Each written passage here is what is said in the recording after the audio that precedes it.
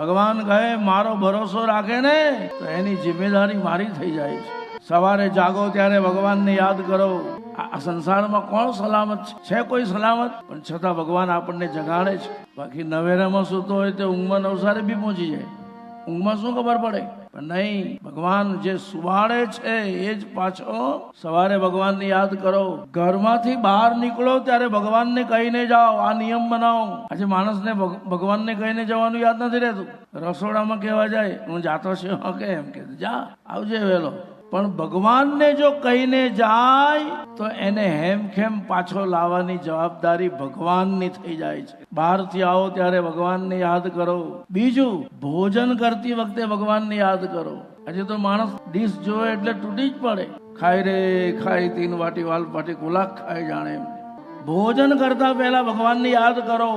Hariom Hariom, Narayan Hari Narayan Hari, Om Namo ભગવતે વાસુદેવાય, Om Namo ભગવતે.